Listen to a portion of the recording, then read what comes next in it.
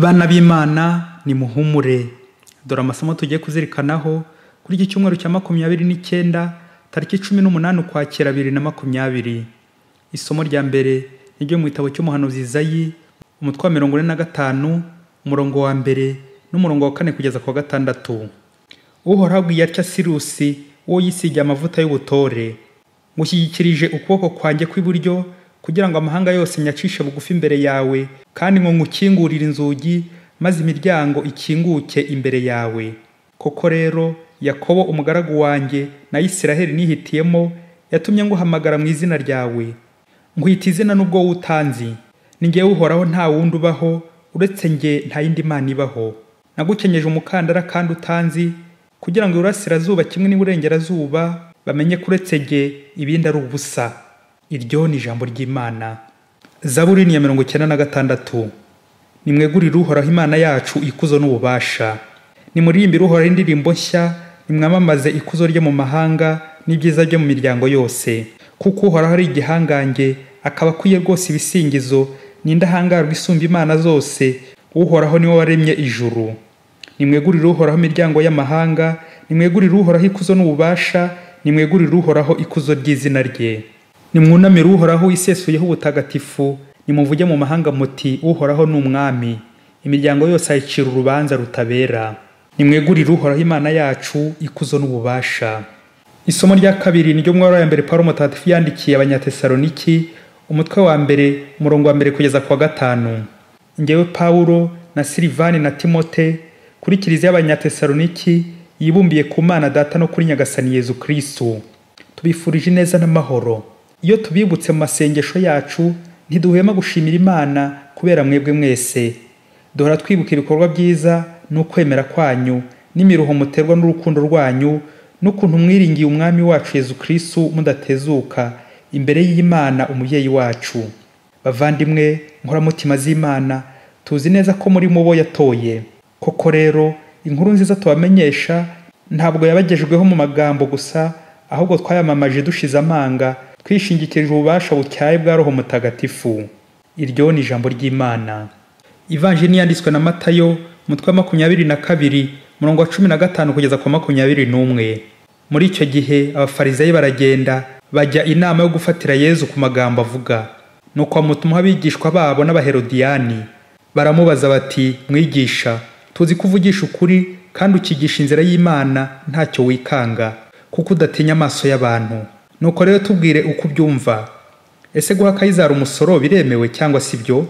Ariko Yezu wari uzi ubugome bwabo arabasubiza ati, mwandyarya mwe, igituma munyinja ni iki?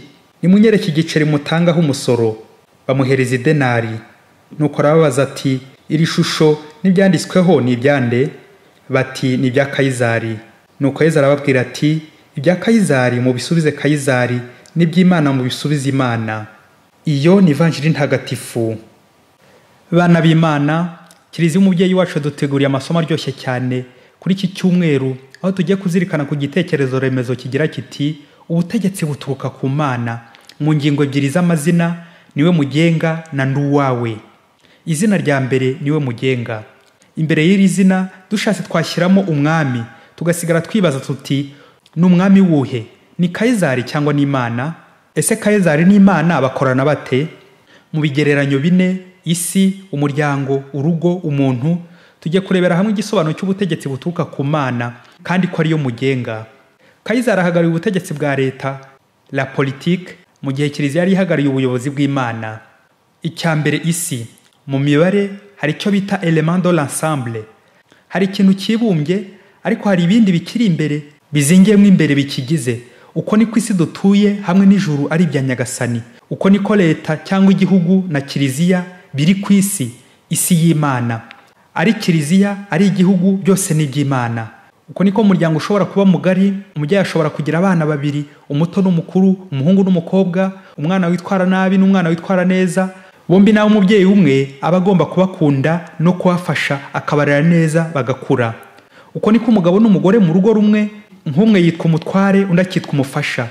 Umugabo akaba yakwitwa umutwe nk'umuyobozi w'urugo, n'umugore akitwa umutima, icyicaro n'ububiko bw'amabanga y'urugo. Bose bagambiriye gushyira hamwe ngo bite ku zindi nyigo z'umubiri ari bo bana, urugo rukamera neza. Uko niko n'umuntu agizwe n'umubiri na roho byombi bigomba gukorana neza kuri iyi si, aho tuzirikana ko nyuma y'ubu buzima buzima umubiri wo ugira ubushanguke naho roho yo igakomeza kubaho mu bundi buzima butazima. Niba umubiri warabangamiye roho ntibikorane neza ntibyumvikane hano ku isi, mu bundi buzima wa muntu azahanwa ajye mu muriro w'iteka. Niba umubiri warafashije roho neza bakabana neza hano ku isi, mu bundi buzima wa muntu azajya mu ijuru. None se umuntu ni uwande? Umuntu nk'uko tumaze kubireba ni uw'Imana, akaba mu rugo rw'Imana, urugo rukaba umuryango w'Imana. Umuryango w'Imana utuye mu gihugu cy'Imana na kiliziya y'Imana, byombi bituye ku isi y'Imana. Ijuru n'isi hamwe n'ibiriho byose ni iby'Imana. Ubwo rero niba Imana ari umwami w'ijuru n'isi, kandi Kayizari akaba ari umwami utegeka igihugu kimwe kuri iyo si, kandi nacyo cy'Imana, umwanzuro ni uko Imana igenga Kayizari. Imana umwami niwe mugenga. Kuva kera kose mu isezerano rya kera, Imana niyo yimikaga abami ikabashyiraho kugira ngo bayobore neza umuryango wayo. Twumvise mu isomo rya mbere uburyo Imana yimitse umwami Sirusi w'umupagani akinjira mu mugambi w'Imana kandi atazi Imana, bati Uhoraho abwiye atya Sirusi uwo yisigiye amavuta y'ubutore, ngushyigikirije ukuboko kwanjye kw'iburyo kugira ngo amahanga nyacishe bugufi imbere yawe, kandi ngukingurire inzugi maze imiryango ikinguke imbere yawe. Ni njye Uhoraho, nta wundi ubaho, uretse njye nta yindi Mana ibaho. Amen. Imana ni umwami, niwe mugenga, akwiye kubaha, nk'uko umuririmbyi wa Zaburi yagize ati nimwegurire Imana yacu ikuzo n'ububasha. Nk'uko twabibonye, igihugu na kiliziya ni iby'Imana, bigashyira hamwe mu nyungu z'abakristo ba kiliziya aribo baturage b'igihugu. Igihugu kigaharana kugeza umuturage aheza, nk'uko Imana iharanira buri gihe icyagirira umuntu akamaro, icyamuhihirwe. Na kiliziya comme institut humain et divin ni ukuyobora umuryango w'Imana ku Mana. Iyo sano niyo Pawulo rero mu isomo rya kabiri atwibutsa yo kubaho mu mahoro kw'abatuye isi. Ya kiliziya imwe ntagatifu gaturika kandi ishingiye ku ntumwa, igengwa n'ubutatu butagatifu. Yagize ati kuri kiliziya y'Abanyatesaloniki yibumbiye ku Mana Data no kuri Nyagasani Yezu Kristu, tubifurije neza n'amahoro. Inkuru nziza tubamenyesha twishingikirije ubufasha bwa Roho Mutagatifu. Amen. Mu Ivanjiri twumvise umutego bateze Yezu kubyerekeye n'umusoro wa Kayizari, ariko iki gisubizo cya Yezu kiraganisha ku ntego y'uko Imana niwe mwami, niwe mugenga wa byose na bose. Mu gihe cya Yezu n'Abaromani bari ku butegetsi barakoronije Abayisiraheli. Abaherodiyani zari nk'inkomamashyi zishyigikiye ubutegetsi bagatanga n'umusoro. Naho Abafarizayi bo bari bakomeye ku idini n'iyobokamana, gusa byose babikoraga mu buryarya badashyigikiye ubutegetsi bwa Kayizari umwami wa Roma. Ariko igitangaje muri iyi Ivanjiri ni ukubona abanzi babiri bahuriza hamwe ngo bagiye gutega undi mwanzi, Umufarizayi uri ku nguni imwe n'Abaherodiyani ku yindi badahuje. Ariko barazanye bombi baje kwinja Yezu bati ese guha Kayizari umusoro biremewe cyangwa si byo? Birasekeje kubona abanzi babiri bakundana ngo basenye icyiza. Abo babanza gusenyuka mbere y'icyiza, nguko uko shitani isenyuka n'ibyayo. Yezu nk'umwene gihugu mwiza wubaha igihugu no kubahiriza inshingano z'igihugu, araduha urugero rwiza rwo kumvira no kubaha abayobozi. Mu gisubizo cyiza atanze ati ibya Kayizari mu bisubize Kayizari, n'iby'Imana mu bisubize Imana. Ese ibya Kayizari ni ibihe, iby'Imana ni ibihe? Mu kumva neza imvugo ya Yezu, reka twifashishe igisobanuro cy'ubutegetsi nk'uko Pawulo Mutagatifu abitwibutsa mu ibaruwa yandikiye Abanyaroma mu mutwe wa 13 umurongo wa mbere ati umuntu wese yumvira ubutegetsi bumusumbye, kuko nta butegetsi budaturuka ku Mana, kandi n'uburiho bukaba bwarashinzwe n'Imana. Bavandimwe, mu gihe cya Yezu na nyuma ye, umwami Kayizari yari yarigize ikigirwamana, akimika n'ibigirwamana, mbese nawe agakenerwa gusengwa no kubahwa. Idolatrie. César comme Dieu yari yarikubiye ubutegetsi bw'Imana, ubwami bw'Imana, akica uwo ashatse agakiza uwo ashatse, agatoteza akamena amaraso, kwica umuntu w'Imana. Bigeraho no ku biceri yagombaga gushyiraho ishusho ye, mbese nk'ikigirwamana faranga. Yezu rero aributsa le monotheisme, Imana imwe rukumbi, Imana itabangikanywa n'ibigirwamana. Akibutsa Kayizari ko yihaye umwanya utari uwe wo kugenga byose kandi atari Imana. Ni nk'aho Yezu agize ati abana b'Imana ntimukaramye ibigirwamana. Na Pawulo nawe kuvuga ko ubutegetsi buturuka ku Mana, yashaka kuvuga ko ari Imana, yashatse ko haba ubutegetsi bugamije icyagera rubanda akamaro, bubereyeho rubanda, bukorera n'Imana ubwayo. Niyo mpamvu abakristo bagomba kubwumvira iyo budatambamira ugushaka kw'Imana. Twibutsa ko umugenzo wo kumvira buri gihe ni ukumvira mu cyiza gusa. ni ngombwa rero iyo mikoranire, harmonie, articulation, guhuza hagati ya kiliziya n'igihugu, atari uko kimwe kivanga mu kindi, ahubwo guhuriza ku mugambi wo kugira neza ikiremwa muntu, nkuko binanditse mu gitabo cy'amategeko ya kiliziya, Code du droit canonique, itegeko rya nyuma na nyuma 1752, la loi suprême de l'église, cura animarum, soin des âmes, c'est sauver les âmes, le salut des âmes. Kiliziya ibyo yakora byose bishingiye ku mukiro wa roho z'abantu, ntabwo igomba gutakaza roho z'abantu. Nuko rero nkuko na buri misa tubizirikana, Imana niyo mugenga wa byose na bose, tuti kuko ubwami n'ububasha n'ikuzo ari byawe Nyagasani iteka ryose. Izina rya kabiri, Nduwawe. Tumaze kumva ikibazo cya idolatry, uko Kayizari yari yarigize ikigirwamana. Ese koko hari igice Kayizari agomba kwikubira agaheza Imana mu buzima bwe, agahimbahimba ibigirwamana akabiramya, kandi ari uw'Imana n'ubutegetsi afite ari ubw'Imana?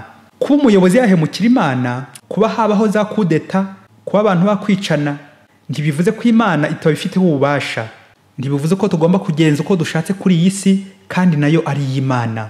Buri gihe gukora neza ku isi. Mu rugo rw'abakristo bari intangarugero mu gace kumwe ko mu Rwanda, umugabo rimwe mu gihembwe yafataga ku mutungo bari bafite, akabwira umugore we ko hari igikorwa cy'urukundo agiye gukora, ko hari mushiki we afite mu Bugande wapfakaye agiye gusura. Yanava mu Bugande akamwereka amafoto y'abana ba mushiki we. Wa mugore akabona ko basa n'abana bo mu rugo rwe. Ariko umugore agahora asaba umugabo ngo bazajyane gusura muramukazi we, cyangwa akazaza mu Rwanda kubasura. Umunsi umwe wa mushiki w'umugabo aza kuza mu Rwanda gusura muramukazi we. Baramenyana nabo mu rugo, baramwishimira. Nuko umunsi wakurikiyeho umugore yigira ku kazi uko bisanzwe, asiga umugabo na mushiki we ngo bamutembereza mu rugo.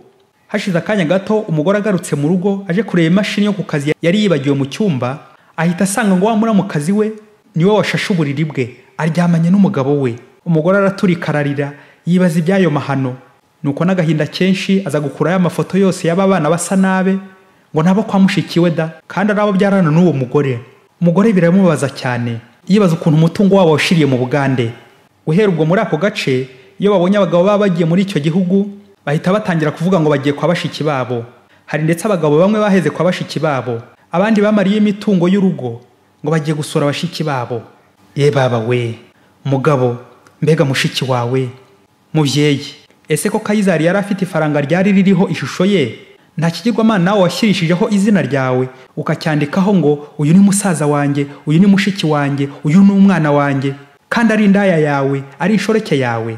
Hari ubwo dushobora kwibasira Kayizari ngo akunda ubutegetsi, ngo yigize ikigirwamana, nyamara abantu benshi basenga ibigirwamana, bakayoboka ibigirwamana mu cyayenge. Ikigirwamana ni ikintu cyose ukunda utaburira umwanya, cyasimbuye Imana y'ukuri, cyatumye uca mu isezerano, kikaba kikuganisha mu kibi, mu bucakara bwa Sekibi, icyaha. Ibigirwamana biri ukwinshi, hari ikigirwamana faranga, ikigirwamana butegetsi, gukunda ubutegetsi, icyubahiro, hari ikigirwamana abakobwa, basore, bagore, n'abandi benshi wahinduye abawe, bashiki bawe, basaza bawe, ugasenya ingo z'abandi ukazigira izawe. Uko ufata iby'abandi ukabyiyitirira, uko kwikubira abantu b'Imana n'ibyayo, naho bitaniye no gusenga ibigirwamana. Niyo mwarasezeranye n'umuntu ko muzabana karamata, ntawe uhemukiye undi, wewe warangiza ukamuhemukira, ukamuca inyuma. Ibyo ni ibigirwamana. Ni nuko Imana dusezerana muri batisimu kwanga icyaha, gukurikira Kristo no kumwamamaza, tukabihemukira. Nuko rero ibya Kayizari mu bihe Kayizari n'iby'Imana mu bihe Imana. Rya sezerano ry'abarejiyo tugomba kugira iryacu rigira riti, ndakwiyeguriye mwamikazi kandi mubyeyi wanjye, n'ibyo ntunze byose ni ibyawe. Nuko rero mubyeyi, uyu munsi ufata izina ryawe ubwire uwo mwashakanye uti, nduwawe rwose. Unabibwire Yezu uti, nduwawe Yezu, nduwawe Bikira Mariya, nduw'Imana, nduwa Mungu, muja wa Mariya na muja wa Yezu. Twese turabe Imana niyitugenga. Nimugire amahoro. Padiri Masumbuko Ladislas wa Diocese ya Cyangugu.